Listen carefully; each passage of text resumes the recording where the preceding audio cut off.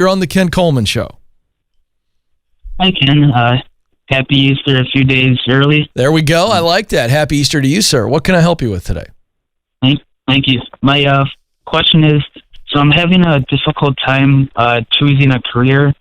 I do know I want to help people in the health and wellness field as far as like fitness, nutrition, possibly thinking as an entrepreneur. However, I'm having a difficult time like understanding my skills and passions, as you talked about in the proximity principle book.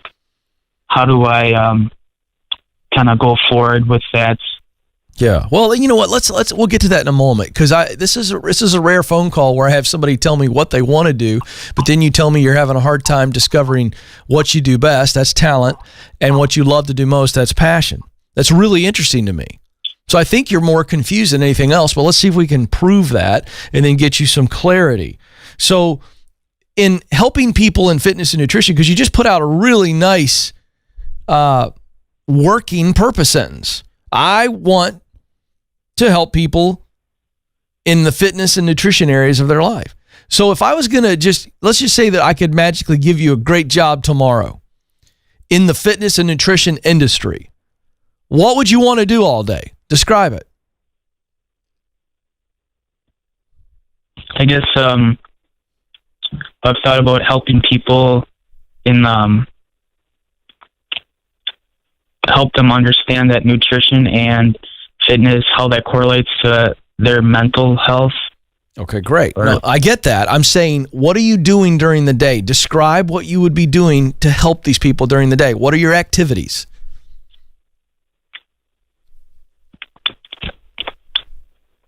Akasha, are you there? Yeah, I'm here. What are you struggling with, buddy? Do you not understand my question? No, I understand the question. I guess that's where I'm not sure as far as like day-to-day duties of what I do. I don't know if it's creating like a content on like a blog or. Okay, good. That's an idea. Keep going. You're getting hung up on something, and I don't know if it's self-doubt, but something is driving you to be struggling here with just saying what you'd want to do during the day. You've got to get over whatever that block is. So I want you to stop thinking, and I want you to start answering the question, because I think you know the field you want to be in. Is it more fitness or is it more nutrition? Helping people with exercises that get healthy, or is it creating an eating plan that can help their body heal? What is it? More nutrition. Okay, great. So we now know it's more nutrition. Okay. Do you like the one-on-one sitting with somebody and looking at the symptoms and things that are going wrong with their body and going, okay, here's what we know about food, and if we get this type of food in your body, it'll help you heal? Or is it helping someone with just weight loss? What would appeal to you? And is it the one-on-one counseling and helping them and coaching them, or is it more you want to put out content, written content, maybe spoken words that help people with the same thing? I'm trying to lead you in a direction. What appeals to you more? Probably more the written content. Okay, great. All right. Now let me ask you a question. Back to what you do best. If you think about your school career, think about whether it's, high school or college or whatever, do you have good verbal written skills? So you write well. Verbal skills means I write well, I speak well, I have a gift of using the language in a way that people can understand. Is that something that others would say about you? I don't think so. Okay, so your own assessment is, are you a good writer right now? Are you a average writer? Or are you a below average writer? If I asked you to write 1,000 words on something, would it be good? Would it be great? Or would it be average? Or would it be below average? I would say it would be good, and I would need people to review it. An editor. Correct. Okay. But the one concern I have, I'm going to be really honest with you here, because what I teach works. If you're saying that others would not say about you, like teachers, which you did term papers in high school, would your teachers, if I interviewed them right now, say that you were a good writer?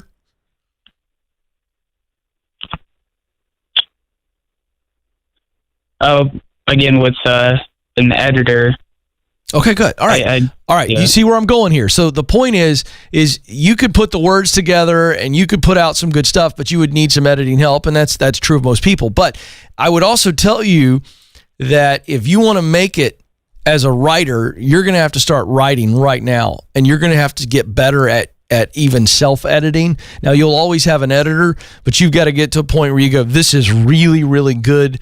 And so I would start writing nutritional things right now. But here's the challenge. I'm going to be very honest with you. For you to become a full-time content creator, meaning working for yourself or working for someone else, that's going to take time. And I would compare it to my journey in radio, Akasha, that I had to start off on Saturdays learning how to do radio first while trying to develop content. And I'm telling you, Joe, jump on the mic here. It was a 50-50 proposition. I was working on developing the show and the content of the show and kind of finding my voice while learning how to do radio. You really did. And it was both, right? It wasn't like I had all the content figured out. No, I didn't. Every day you brought it. Yeah, the show evolved over time. Absolutely. But I also had to learn how to actually do radio. On a scale of 1 to 10, Joe, this is always fun when I ask him this. When I started out, that first Saturday radio show, and you were across the studio from me, on a scale of 1 to 10, just the radio part, being a radio host, being smooth, filling the time, getting in and out, what would you rate me? Out of 10, a 3.5. A 3.5. Okay. And what would you say my content was at that time? Well, your content was a 6 because you had Jimmy Carter on your first show. Right. Okay, so my point is that I had to get both of those up, and it took time. Sure. It's not a parallel thing. Okay, so there you go. And I have Joe share that with you so that you get this, Akasha. This is a side hustle for you right now. You need a day job that takes care of the bills, and then you're going to have to begin to put out content on social media. You're going to look for opportunities to work for free just to get your content out there. I would look at trying to get into the nutritional space in a day job just so that you're in that area. I think that's the best thing. If you want to do content on a certain subject matter, folks, I would always look at some type of part-time or full-time day job in that field. It'll really help you because you're surrounded by it all the time. 844-747-2577 is the number. Let's go to Houston, Texas, where Bianca joins us. Bianca, you're on the Ken Coleman Show. Hi, Ken. Thanks for having me on the show. Well, I'm happy to have you. What's going on, Bianca? Well, I've worked in the office environment for the last 12 years, decided to quit that in December and go to school full-time for physical therapy. Okay. And I'm kind of needing a side job to kind of help us keep financially afloat. Yeah. So I'm wondering what to do with my resume to let those people hire me because I don't want them to say I'm overqualified for the job. Well, okay, a couple things. Anytime you hear you're overqualified, what that really means is that we can't pay you what you want. That's what I find to be the truth. So here's the deal. You're looking for part-time work right now. Mm-hmm. Right? Not full-time, just part-time, right? Right. Just part-time, and I don't, I'm, restaurant, whatever it is. But I'm afraid that they're going to see me and say, oh, well, she obviously wants more. We're not even going to look at her. No, that's why you lead with, hey, I'm just looking for part-time work. I'm not, my resume shows a bunch of other professional experience and I'm going over this direction, but right now I'm just here for part-time work. So I'll take what the going rate is. That's a very simple conversation. I guess since most of it's online, I'm just wondering, they'll see my resume and say, not even let me have that conversation. Well, again, you're implying that there's no conversation at all, and I just don't buy that. So you've got yourself in a corner that you've created, and you're not. Good news for you: the corner you've created doesn't exist, and you're not in it. Okay? Yay! Yeah. So here's the deal: people are looking for quality folks that can step into a part-time role who can do the job, and that's you. Okay? So here's the deal: have you used the Ken Coleman Show resume guide and the actual template? I used it actually just last year to get a human resources position. Great. But I've decided not to do that anymore. Right, but here's my point. Do you remember in my resume guide, we've got a section that says why I want to be here? Do you remember that? Yes. Well, that's where you say, here's why I want to be here. I'm a full-time student as of right now. Going to be a physical therapist in the future, but right now need to help pay the bills. And so I'm looking for part-time work. I've got great people skills. That's why I applied for this. Here's why I want to be here. I need a job, and you need a great person. Bianca, you're overthinking this thing. Stop. Okay? Just tell me. That's not the first time I've heard that. I know. Trust me. So, hey, Bianca, listen to me. I'm setting you free right now. Do you feel it? Yay. I do, actually. Good. Because that's why we do that section in my resume guide, folks, at kencoleman.com. It's free. Why I want to be here. That's your moment. You got 2 to 3 sentences to just tell them. And, Bianca brings up something we hear a lot on the show. Oh, I'm afraid someone's going to think I'm overqualified. Well, again, that's you letting them think that. And all that means is they look at this big resume, they go, well, you might want too much money. Hey, listen, we're in the coronavirus deal right now.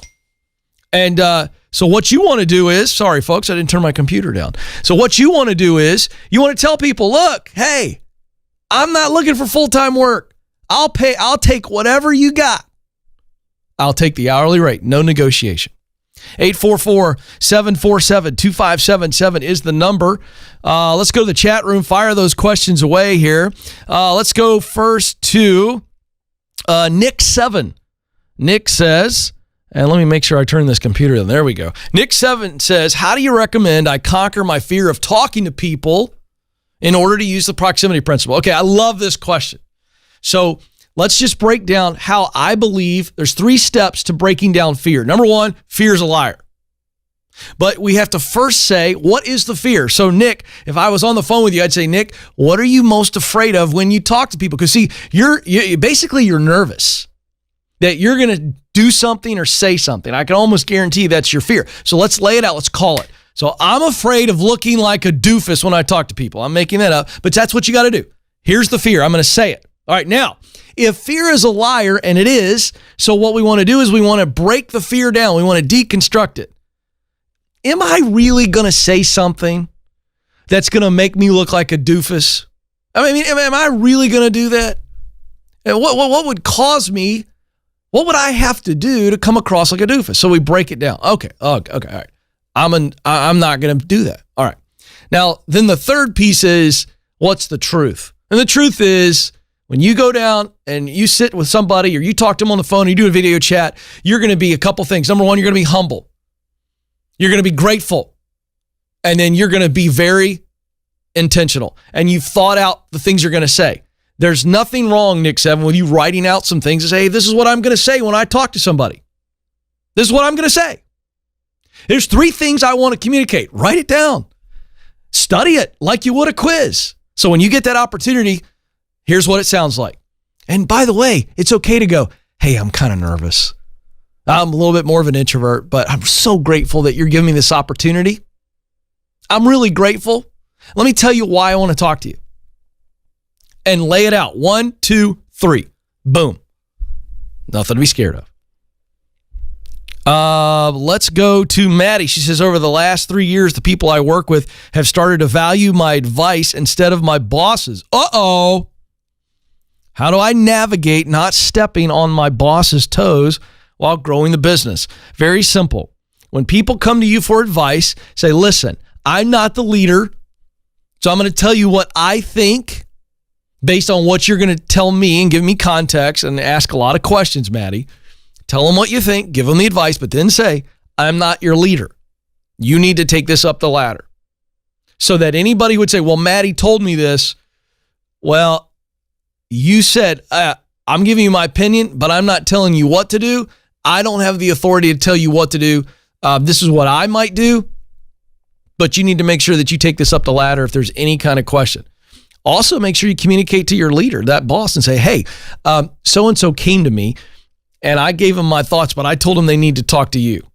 So you're getting ahead of it. That boss, your leader, never finds out about your advice from somebody else. She finds out or he finds out from you. And that's how I would handle that. 844-747-2577.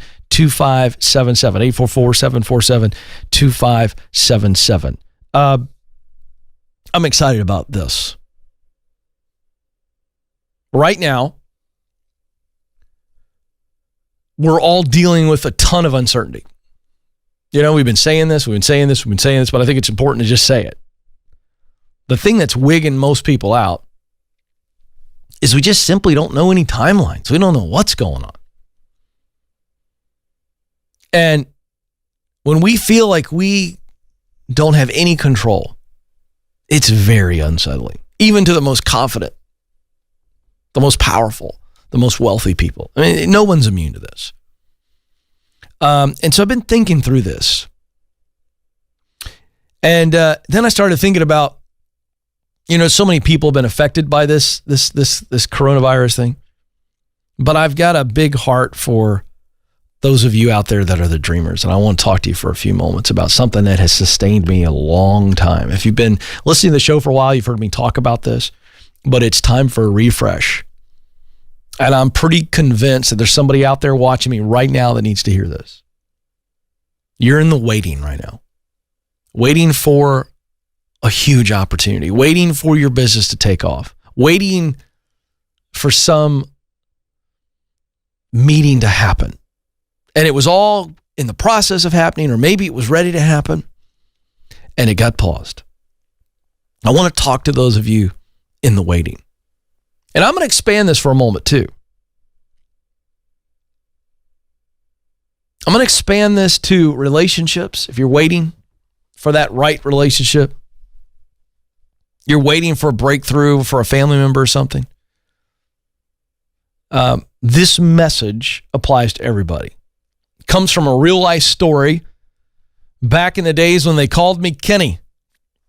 That's what my parents still call me. I was 7 years old and playing soccer and honestly organized sports for the first time.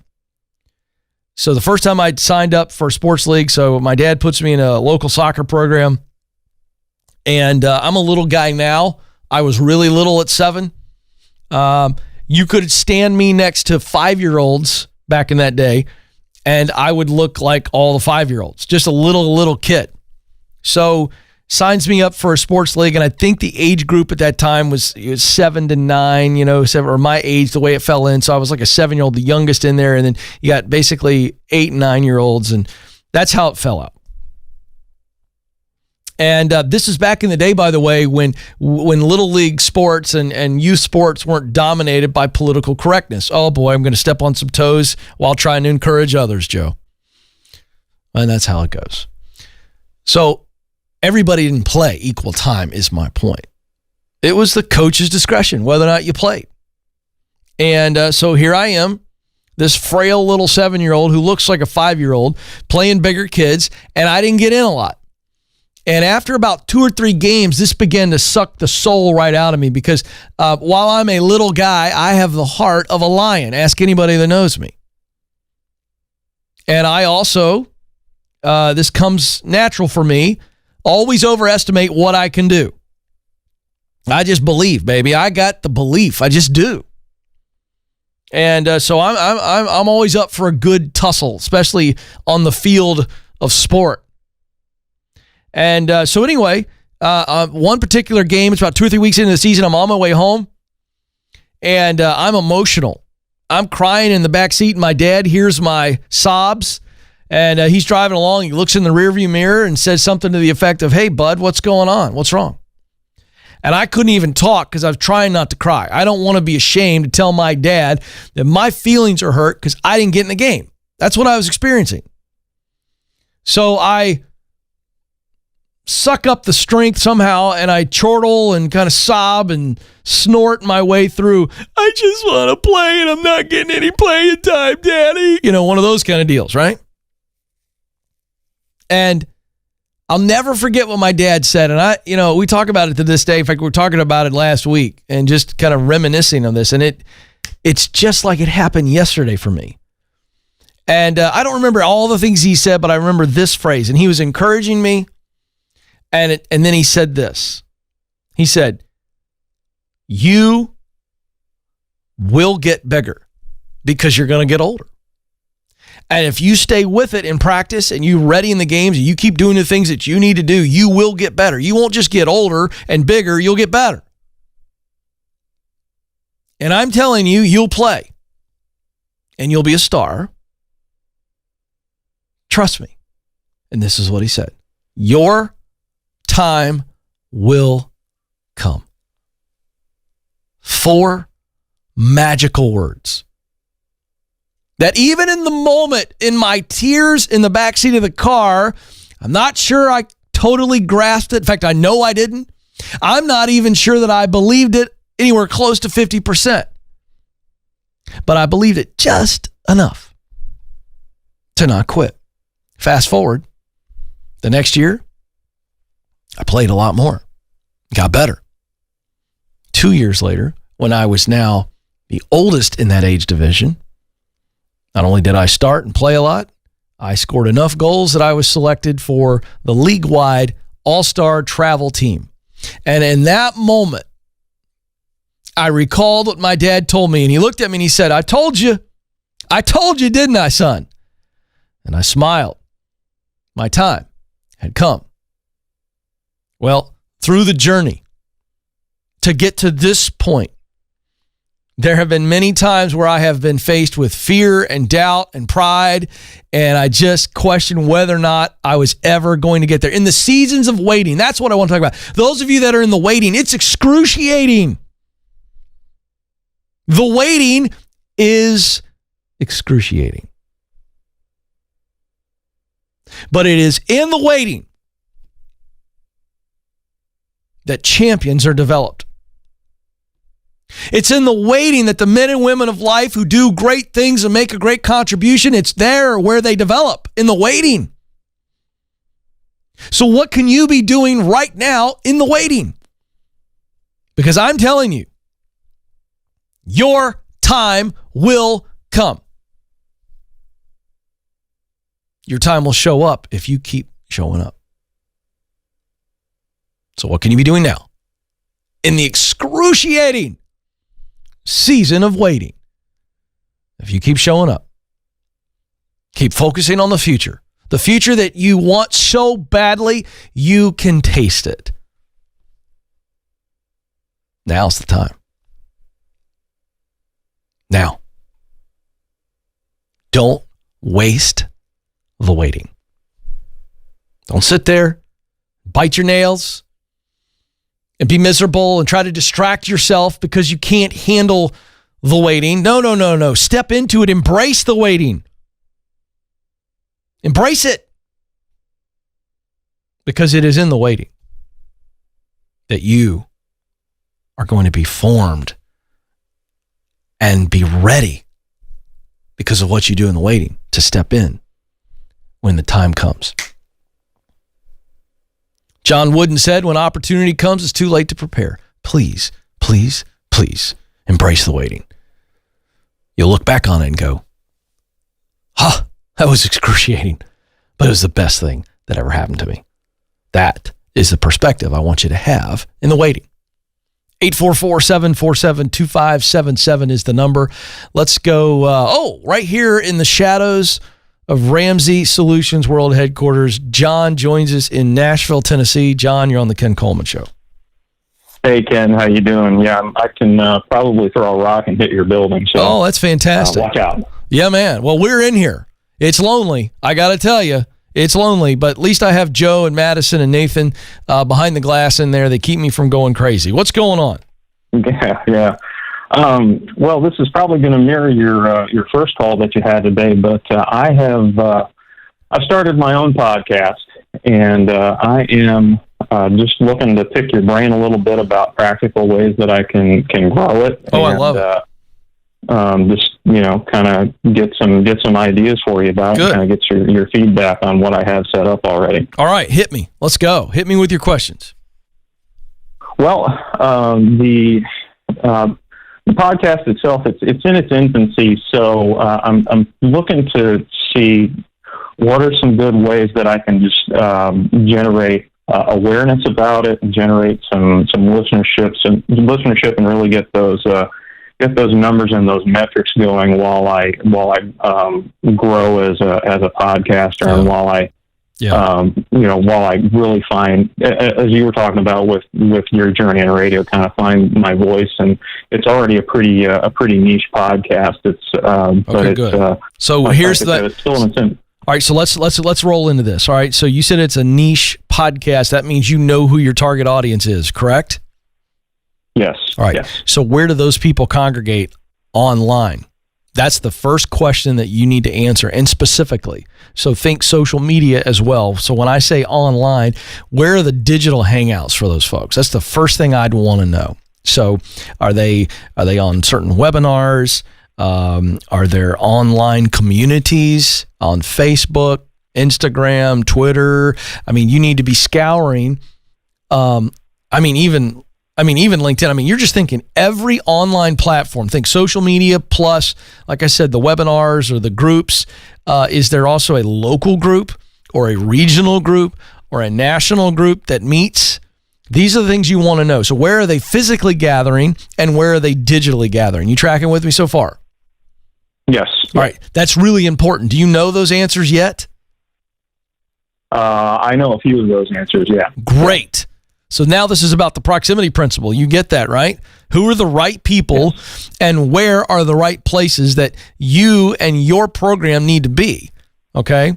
So once you identify all those groups, who are the influencers in those groups? Have them on your program. They don't know how big your audience is.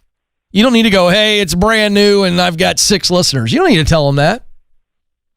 You say, hey, I've got a podcast. They have the same affinity for this topic or whatever you're doing that you do, correct? Correct. Yeah. So have them on. And so when you have them on, you have a conversation and then you ask them to promote the conversation on their platform. Now, all of a sudden, you've grown your audience, or at least your potential long-term audience, but you'll grow your initial listenership just by impressions, right? So you want to grow your impressions by having them on your program and having them share it, okay? And then hopefully, there's a relationship that is established, okay? See, by you promoting other voices on your program, other voices in that community, you don't have to turn it into an interview show, but I'm saying every once in a while, I would have those folks contribute to your program. So that's where I would start. That is part of the format of the show is an interview. I do a couple solo segments by myself, and then I have an interview. Good. So that's what I would do. There's a lot of people out there that probably be willing to come on your show, especially during this downtime.